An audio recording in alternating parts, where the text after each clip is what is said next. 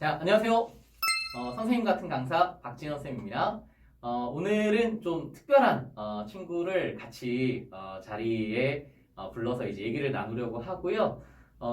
제 반에서, 제 클래스에서 이제 오랫동안 수업을 들었던 학생이고, 이제 저희 반에 이제 에이스였던 학생입니다.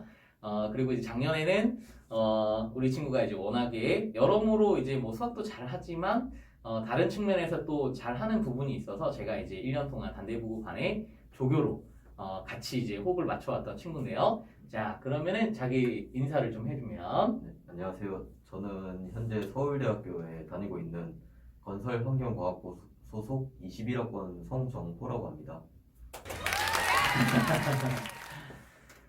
우리 정호가 저랑은 아주 뭐 짧지 않은 시간 동안 같이 이제 고등 생활을 이제 공부하면서 이제 지내왔고요. 정호는 소개한 대로 이제 잠신고라고 이제 과중반이 있는 굉장히 이제 남성성이 짙은 학교이고요. 물론 이제 남녀 학생이 섞여 있지만 수학 시험이 이제 굉장히 어렵고 선이 굉장히 이제 굵직한 문제들이 나오는 학교인데 거기서 늘 이제 수학 과목을 잘했습니다. 근데 제가 지켜보기에는 언제나 뭐 공부를 잘 한다라는 것은 이제 한 방에서만 이렇게 뭔가 잘 되고 이런 게 아니에요. 우리 경호가 제 기억에는 1학년 때도, 2학년 때도 이제 교내에서 이제 경시대에서 이제 수상했던 기억이. 1학년 때는 아차 동상 이랬다가 이제 2학년 때는 1등이 이제 금상으로 이제 올라섰던 그랬던 기억이 나는데 혹시 이게 뭐 내신을 준비하는 거야 다 누구나 메모를 열심히 하는데 이제 교내 경시대회 준비는 어떻게 해야 되나 이런 고민들이 많기 때문에 혹시 본인은 어떻게 이제 교내 경시대회를 준비했는지 뭐 그런 얘기를 나눠줄 수 있을까? 저도 처음에는 뭘 해야 될지 몰라서 일단 올림피아드를 준비하듯이 했었거든요. 그 유명한 책 있잖아요. 그렇지. 올림피아드 수학에 관련된 그 무슨 길. 그 책을 이제 풀면서 그래도 이런 문제들이 나오지 않을까 생각했었는데 막상 이제 시험을 치고 나니까 이제 그냥 내신의 연장선이라고 할까? 그렇지. 약간 내신에는 이제 호흡이 긴 문제하고 짧은 문제가 이제 좀 번갈아 가면서 나오잖아요. 이제 그 중에서도 호흡이 긴 문제들은 몇 문제 안 나오고 이제 시간 때문에. 그렇지. 근데 이제 경시대에는 이제 그런 호흡이 긴 문제만 모아놓았던 그런 것처럼 느껴졌단 말이에요. 그래서 이제 2학년 때는 그냥 내신을 다시 한 번 더 풀어보자. 이제 내신 관련 문제들, 내신 준비하면서 했던 문제들, 그리고 이제 선생님이 주신 이제 고3 내신 관련 그런 자료들을 좀 풀어보면서 경시대회를 준비했고요. 그러다 보니까 그냥 금상을 받을 수 있었던 것 같아요. 자, 어떻게 보면 이제 약간 얄미운 평일 수도 있는데 이제 본인이 이제 소기에 준비하는 것들을 이제 하니까 이제 자연스럽게 이제 소기의 성과가 좋았다 이랬는데 물론 이제 우리 정우가 이제 첫 번째는 수학적인 역량을 잘 갈고 닦았기 때문에 이제 그런 부분이 제일 컸다라고 이제 보이고요. 두 번째는 역시 뭔가 별다른 걸 더 해야 된다라는 포커스라기보다는 제가 뭐 이 동네 뭐 휘문 중동 뭐 제가 이제 주로 주력해서 수업하는 단대 이렇게를 봐도 요즘에는 이제 추세가 내신에서 이제 다루고 있는 주제들이 몇 년간 수능에서 킬러 문제라는 기조들을 지켜오면서 내신 문제 나오다 보니까 내신 문제에서도 이제 호흡이 긴 문제가 있지만 이제 일반적으로 경시대에서 다루는 건 더 호흡이 긴 문제들만을 모아서 하되 그게 막 이상하고 어려운 주제들이라기보다는 내신에 이제 속해져 있는 주제들을 이제 문제를 물어보니까 제가 이제 정호랑 같이 조금 도움을 줄 때는 이제 대치동에 아주 유력한 이런 고3 컨텐츠들이 많기 때문에 내지는 뭐 재수생들이 쓰는 독학용 교재가 많기 때문에 그런 교재들에서 좀 낯선 문제들을 정호한테 이제 모아서 줬던 기억이 나요. 그렇게 별다른 거 없이 좀 내신의 포커스를 잘 맞춰서 하되 그걸 좀 딱 필요하에 좀 집중적으로 좀 풀어놓고 준비하는 게 좋은 방향이다 이렇게 보이네. 그 두 번째는 저는 이제 서울대 기계항공공학 출신이고요. 또 이제 우리 제자인 정우가 서울대 공대에 가게 됐는데 이게 뭐 많은 남학생들이 공대를 지망하기도 하지만 공대 포션이 제일 많기 때문에 이제 다 끌려갑니다. 그랬을 때 이제 아니 공대에 가면 도대체 뭘 하는 건가 이렇게 좀 낯설었던 기억이 아까 정우가 이제 본인 학과를 이제 건설환경공학부라고 소개를 해줬는데 서울대 건설환경공학부에서 이제 뭘 배우고 그 이제 학문의 지향점이 뭔지 이런 걸 좀 나눠주면 그래도 좀 정보가 되지 않을까 싶네. 제가 다니고 건설환경공학부 같은 경우에는 쉽게 말하면 그냥 그 사람들의 인프라와 관련된 그런 학문이라고 보시면 돼요. 예를 들어서 뭐 교량이라든가 아니면 이제 뭐 집안을 건설한다든가 아니면 이제 교통공학, 이제 교통이 어떻게 되면은 더 효율적으로 그 막힘 없이 그렇게 교통이 이루어질 것이냐, 아니면 이제 더 크게 나아가서는 도시 하나를 설계하는 데 있어서 이제 교통 문제도 해결하고 이제 인프라 문제도 뭐 없도록 하면서 그 도시 전체의 효율성을 높이려면 어떻게 해야 할까? 그것까지 총괄하는 학문이 이제 건설 환경과학이라고 보시면 돼요. 아, 그러니까 우리한테 익숙한 표현은 아마 토목공학인데, 그지? 그게 맞는 표현이지. 우리가 이제 익숙하게 친숙하게 듣는 것은 그냥 보면은 쌤도 이렇게 오며 가며 이제 가까운 뭐 위례신 도시나 아니면 이제 뭐 분당 쪽 그 밑으로 내려온 뭐 광교 이렇게 내려오다 보면은 구 도심가에 비해서 뭔가 계획되고 또 이제 신도시 이름을 붙은 쪽은 굉장히 어떤 도시 설계가 이제 깔끔하다. 뭐 그런 이제 도시 설계 어떤 전반에 참여하게 되는 학과다. 이렇게 생각해도 좋은 건가? 도시 설계는 뭐 건설환경공학부에서 이제 저희가 학부잖아요. 그렇다 보니까 학부가 또 세부 전공이 나눠져 있거든요. 그러니까 도시계획도 그 건설환경공학의 이제 한 부분이다. 그렇게 생각하시면 좋을 것 같아요. 그러면은 또 이제 요즘에는 정우가 학교 다니던 때랑 좀 달라서 이제는 뭐 학생부에 이제 기재하고 이런 부분들이 많지가 않아. 뭐 수상 실적도 뭐 거의 유명무실해졌어. 그래서 하나 뭐 딱 유력한 하나밖에 쓸 수가 없고 하다 보니까 사실 요즘에서 제일 중요한 건 어쨌든 그 과목을 충실하게 해왔고 그 과목에 있어서 이 학생이 이런 개성을 이렇게 이제 발휘했더라라는 세특을 채워주는 게 가장 이제 중심이 됐거든. 그래서 이 세특에 대한 부분도 학생들이 앞으로 잘 챙겨야 될 가장 중심 중에 하나인데, 선생님 기억에 또 우리 정우가 1, 2학년을 거치면서 이런저런 학교에서 하는 뭐 대회나 프로젝트에도 많이 발표를 냈고, 특히 2학년 할 때 뭔가 이렇게 뭐 통계 부분에서 굉장히 재밌었던 어떤 소재를 하나 잡아서 세특을 썼던 것 같아. 그래서 뭐 그 소재가 이제 뭐였는지, 그리고 그때 이제 굉장히 뭐 학교에서 이제 호응도 아주 좋게 이제 봐주고 쌤도 보기에는 이게 특별한 개성이다라고 느껴졌는데, 본인이 이런 개성 있는 세특을 쓸 수 있었던 어떤 원동력이나 뭐 비법이나 이런 게 있다면 또 나눠주면 좋겠네. 그 세특 같은 경우에는 이제 그 확률과 통계 과목을 배우면서 이제 알 텐데, 정규 분포라는 이제 확률 밀도 함수가 있어요. 그렇지. 그 확률 밀도 함수가 약간 종 모양처럼 이렇게 생겼는데, 근데 이제 거기서 한 번 더 생각을 해본 거죠. 예를 들어서 뭐 확률 밀도 함수가 꼭 종 모양이어야 할까?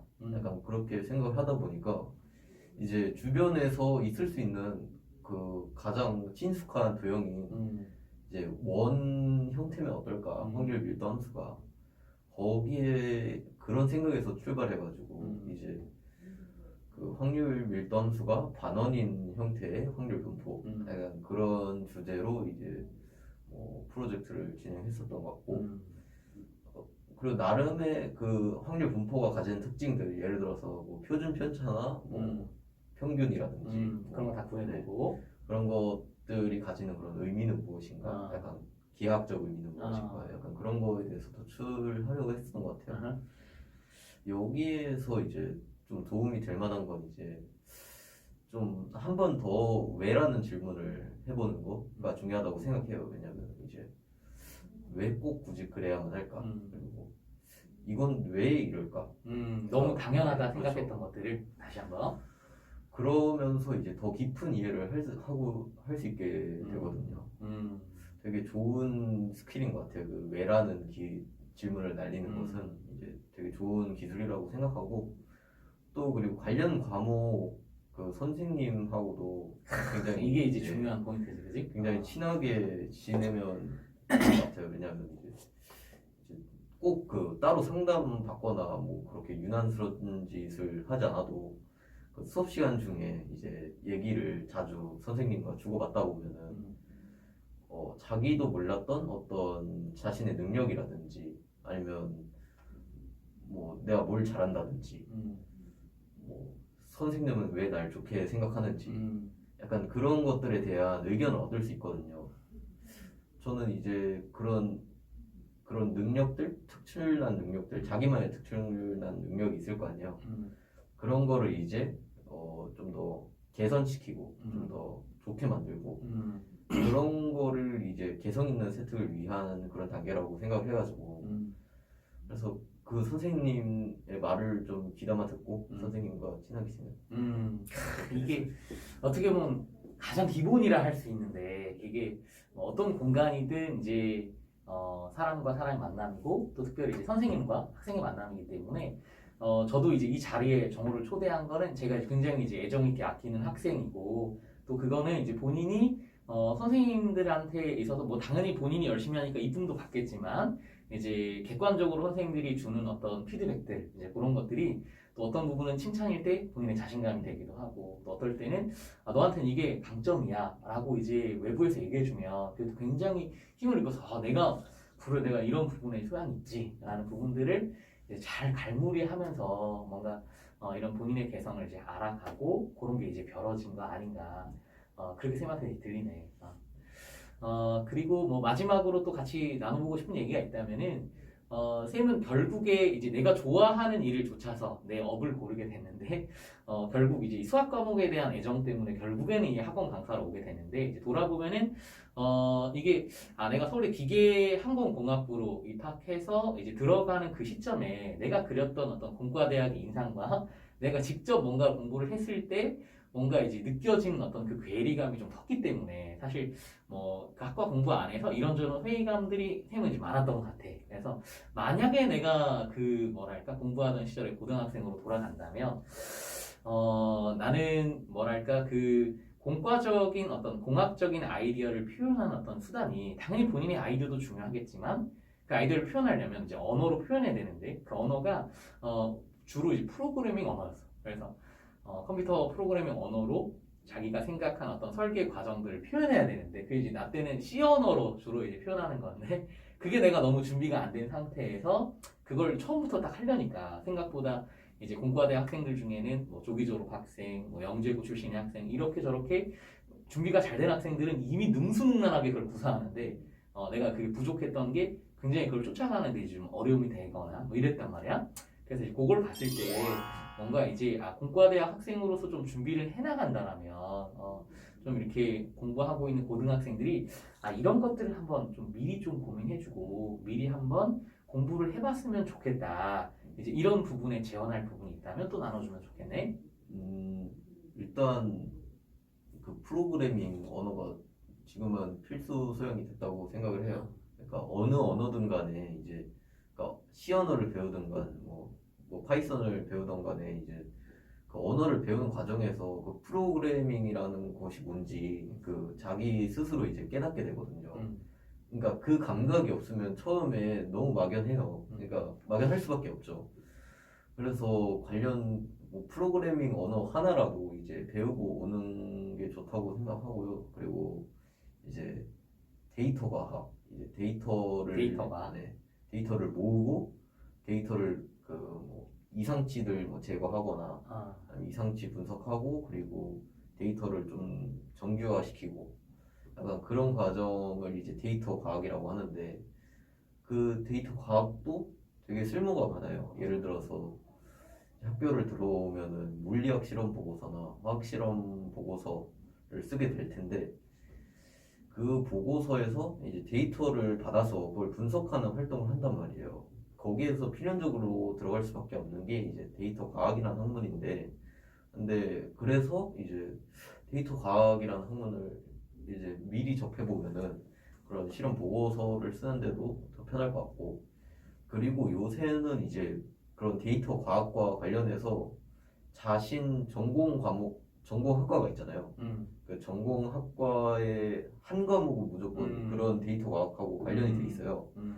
예를 들어서 저희 같은 경우는 컴퓨터의 개념 및 실습이나 아니면 뭐 건설 환경 통계학 뭐 이런 식으로 데이터 과학하고 연관이 돼 있는데 그래서 데이터 과학을 이제 좀 뭘 배우는지 어떤 걸 하는지를 알고만 있으면은 그래도 그런 전공 과목을 배우는 데 있어서 좀 더 친숙하게 다가온다 약간 그런 것 같아요. 아니 내가 이제 순간 고인물이라는 생각이 든 게 우리 정우가 데이터가 이러니까 좀 낯설어서 얘기하다 보니까 이게 우리 주로 이제 얘기하는 어떤 통계학에 대한 네. 이제 표현이 이제 구체적으로 이제 데이터가 됐구나. 네. 순간 선생님 소외감이 들었네. 맞아. 그리고 이게 시대가 이제 뭐 제 4차 산업 시대다. 그리고 이제 주로 이제 빅데이터의 시대다. 이렇게 얘기를 했을 때 물론 나 때도 정말 어떤 자꾸 뭐 실험을 했을 때 얻는 어떤 자료들을 객관적으로 이해하는 것뿐만 아니라 그걸 이제 해석하기 위한 어떤 이제 기반을 마련하려면은 데이터가 잘 정제가 안 되면 그걸 시작할 수 없었던. 그래서 내가 돌아보면 그래도 공과대학에서 공부하면서 이제 가장 좋았던 부분들은 일단은 노가다를 통해서 아주 이제 끈기를 통해서 객관적인 자료들을 잘 수합해 놓고 그 자료들이 정말로 내가 뻥을 쳐서 해석하는 게 아니라 정말 유의미하고 객관적인 어떤 관점 안에서 좀 해석이 도출될 수 있게끔 이렇게 끈기를 들였던 게 참 기억에 남는 것 같아. 이제 그런 부분들을 좀 미리미리 통계에 대한 부분들, 그런 이제 어떤 컴퓨터 언어들 그런 걸 좀 준비하면 좋겠고 또 그것뿐만 아니라 아마 이제 공과대학 학생이 가장 좀 못할 수도 있을 법한 부분인 이제 쓰기에 대한 이야기 그것도 좀 나눠준다면 이게 글쓰기가 이게 굉장히 필요한 것 같아요. 왜냐면 이제 문과뿐만 아니라 이제 저희 같은 경우에도 물리학 실험이나 화학 실험 보고서 쓰는 거 일단 전부 다 글쓰기고 그리고 대학 글쓰기란 과목이 또 따로 있어요. 보통 이제 그런 것도 이제 가서는 에세이 쓰고 그리고 영어 과목 들어도 영어로 에세이를 쓰거든요. 근데 영어로 이제 작문하는 것도 그러니까 작문하는 것 자체는 이제 글쓰기 과정에 포함되잖아요. 그래서 그런 글쓰기적인 그런 소양을 갖추는 게 굉장히 중요할 것 같아요. 좋아요.